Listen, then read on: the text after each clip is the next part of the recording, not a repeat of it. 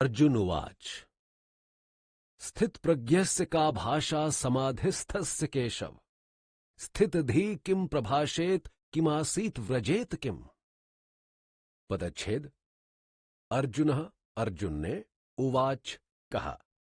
स्थित प्रज्ञस्य अर्थात स्थिर बुद्धि वाले पुरुष का यानी क्या, भाषा अर्थात लक्षण, समाधिस्थस्य अर्थात समाधि में स्थित पुरुष का, केशव अर्थात हे कृष्ण, स्थितधि अर्थात स्थिर बुद्धि, किम कैसे, प्रभाषेत अर्थात बोलता है, किम कैसे, आसीत बैठता है, व्रजेत यानी चलता है, किम अर्थात कैसे। अनुवाद। अर्जुन ने कहा, हे कृष्ण, समाधि में स्थित स्थिर बुद्धि वाले भगवत प्राप्त पुरुष का क्या लक्षण है। वह स्थिर बुद्धि पुरुष कैसे बोलता है, कैसे बैठता है और कैसे चलता है। श्री भगवान उवाच। प्रजहाति यदा कामान् सर्वान् पार्थ मनोगतान् आत्मन्येवात्मना तुष्टः स्थितप्रज्ञस्तदोच्यते। पदच्छेद। श्री भगवान अर्थात श्री कृष्ण भगवान उवाच बोले। प्रजहाति अर्थात भली भांति छोड़ देता है, यदा जब, कामान अर्थात इच्छाओं को, सर्वान अर्थात सबको, पार्थ हे पृथा के पुत्र अर्जुन, मनोगतान मन में स्थित हुओं को, आत्मनि अर्थात आत्मा में, एव ही आत्मना अर्थात आत्मा से, तुष्टः अर्थात संतुष्ट, स्थित प्रज्ञ अर्थात स्थिर बुद्धि वाला, तदा तब, उच्यते अर्थात कहा जाता है। अनुवाद। श्री कृष्ण ने कहा, हे अर्जुन, जब कोई पुरुष मन में स्थित सब इच्छाओं को भली भांति छोड़ देता है और आत्मा से आत्मा में ही संतुष्ट रहता है, तब वह स्थित प्रज्ञ अर्थात स्थिर बुद्धि वाला कहा जाता है। टिप्पणी। आत्मा से आत्मा में ही संतुष्ट से अभिप्राय है जब साधक के अंतःकरण में समस्त कामनाओं का सर्वथा अभाव हो जाता है और यह नश्वर स्थूल संसार उसके लिए नितांत नीरस व फीका बन जाता है, तब वह सुख व शांति को बाहर के बजाय मन के भीतर खोजता है। दूसरे शब्दों में उसका जीव आत्मा परम आत्मा में प्रविष्ट होकर तद्रूप और तन्मय बन जाने की घोर साधना द्वारा अलौकिक सुख तथा आनंद की अनुभूति करने लगता है।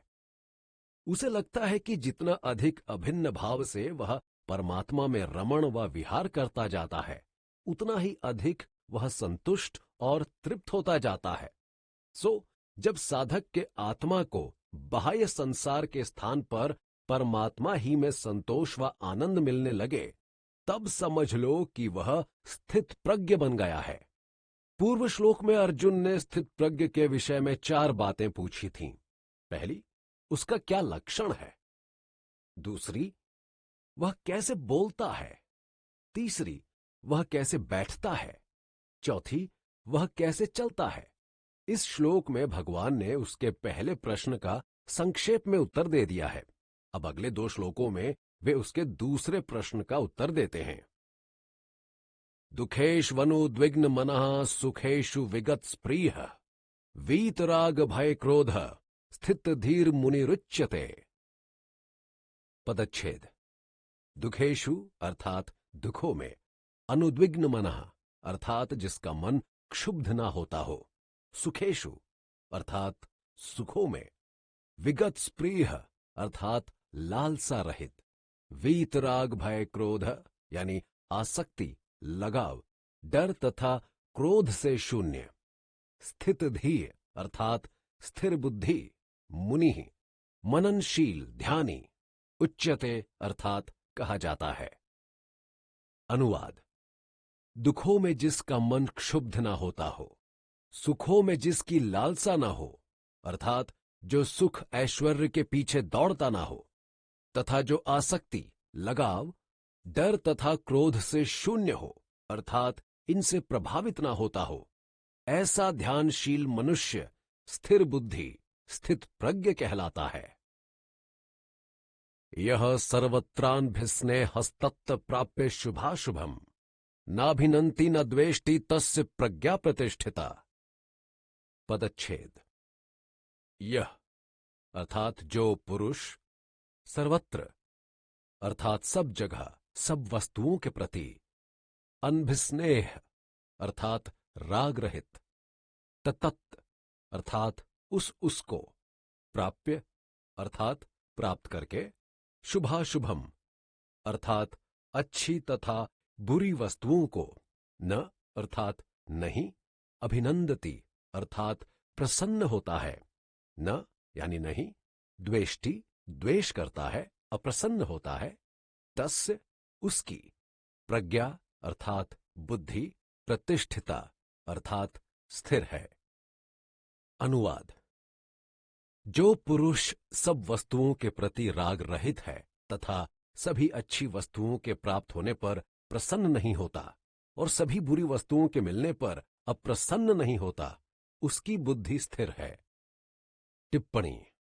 इन दो श्लोकों में भगवान ने अर्जुन के दूसरे प्रश्न स्थित प्रज्ञ कैसे बोलता है इसका उत्तर दिया है, किंतु इन दोनों श्लोकों में बोलने की बात तो स्पष्ट रूप से कहीं भी नहीं आई है। फिर यह कैसे समझा जाए कि ये श्लोक उसी प्रश्न के उत्तर रूप हैं? इस शंका का समाधान यह है कि यहां साधारण मुंह से बोलने की बात नहीं है।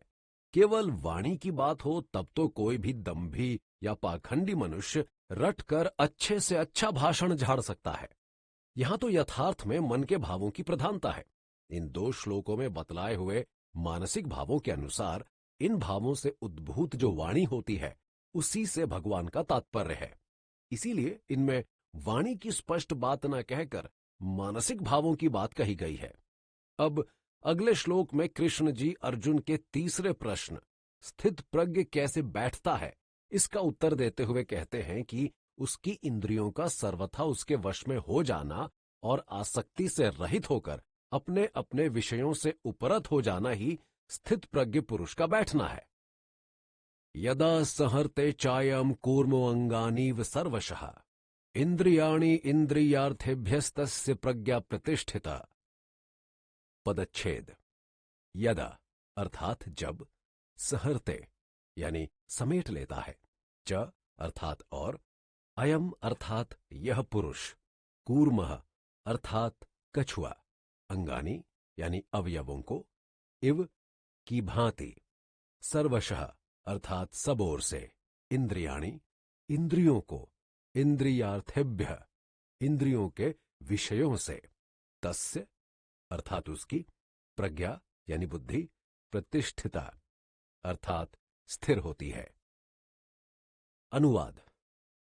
और कछुआ सब ओर से अपने अंगों को जैसे पूर्णतया समेट लेता है, वैसे ही जब यह पुरुष अपनी इंद्रियों को ब्रह्म में लगी होने के कारण इंद्रियों के विषय से सब प्रकार से पूर्णतया हटा लेता है, तब उसकी बुद्धि स्थिर होती है।